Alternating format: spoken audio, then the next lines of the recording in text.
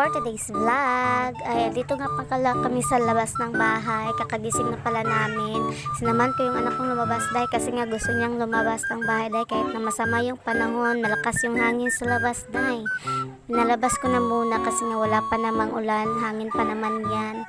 Tingnan nyo naman yung buhok ko dahil lilipa rin na dahil. Ang ginaw-ginaw na dyan sa labas dahil kaya tiis-tiis lang muna para naman makapaglaro tong batang makulit na to. Tingnan nyo nga yung dagat. Hindi halatang masama yung panahon. Grabe, malungkot talaga siya dahil. Malungkot nga tayo na walang pera dahil bagyo pa kaya. So ayun nga, pumasok na kami sa loob ng bahay kasi umuulan na rin. Kaya sinabihan ko yung anak ko na umuwi na. At dali-dali nga niligpit ko yung mga hinigaan namin kasi nga hindi ko siya naligpit kanina kasi yung anak ko gusto nang lumabas. Kaya ayun, ngayon lang ako nakapagligpit dyan dahil kaya niligpit ko muna at minawalisan ko na para wala na magkalat at wala nang dumi sa sahig. Kaya minadali ko na yung pagwawalis dyan kasi nga titimplahan ko pa ng kape yung anak ko dahil gustong-gusto niya yung kape dahil instead na gatas yung inumin niya dahil kape dahil manang-mana sa nanay dahil. Kaya ayun nga, winalisan ko na maigi dyan dahil at yung anak ko ay andun pa sa sala. Hindi ko na muna pinapasok kasi nga nagwawalis ako at inarrange ko na muna yung higaan namin. Ginanyan ko pala yan para naman hindi siya mapak-apakan, hindi siya madumihan agad. Kaya minadali ko na para naman makapasok na yung anak ko at ayun na nga, bumili na ako ng kape at tingnan nyo yung anak ko dahil para siyang true dyan. Pinakita niya pa yung biskuit niya dahil sa video dyan dahil. Yung nagvi-video ka pero pati kalolawa mo dahil hindi talaga siya makita dahil.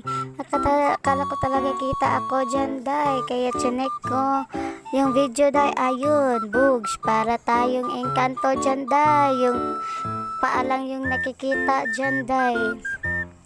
So ayun nga, kape-kape na muna yung mga first son kasi nga malamig yung panahon at para naman hindi na lumabas tong anak ko, pinakain ko na muna siya at nagkape na rin kami. Sinamahan niya pa ng biskuit dyan at nilagay niya sa kape niya at ayun, kumuha siya ng pan ko dahil. Tinabi niya na muna yung biskuit niya at yung pan ko yung kinuha niya, nilagay niya dyan sa kape niya. Madalas lang kasi akong kumakain dyan ng kanin dahil pag umaga, kaya pag umaga kape lang talaga ako at saka pan. At yung anak ko naman is sumama na sa pagkakape ko. So, paulit-ulit na tayo dito dahil wala na tayong ibang sasabihin kundi kape at pan lang talaga tayo dyan dahil. Ano ba naman to?